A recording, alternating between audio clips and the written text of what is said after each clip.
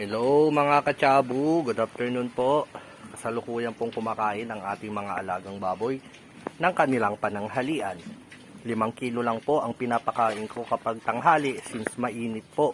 Kitang-kita pa naman po natin na naglalagay din po ako ng tubig dito po sa kanilang wallowing pool para po suporta sa init ng panahon.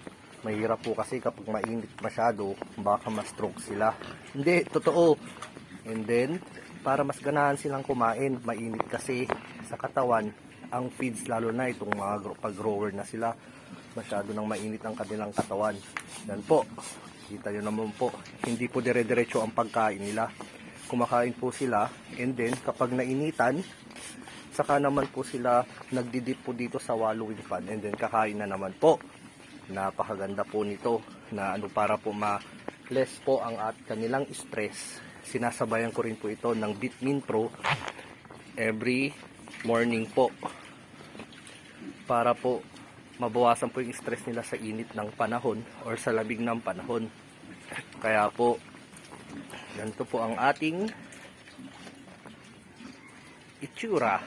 Yan po, doon po sila tumatay doon sa may basa and kinukot-kot. Anong tawag nito?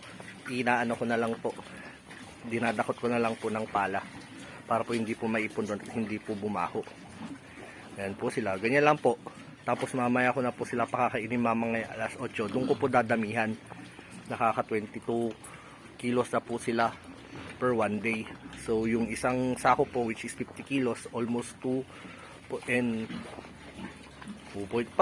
swerte na. Kasi malakas na rin talaga kumain eh.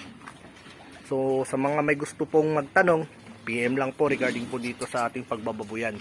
Maraming salamat mga kachabu. Bye-bye!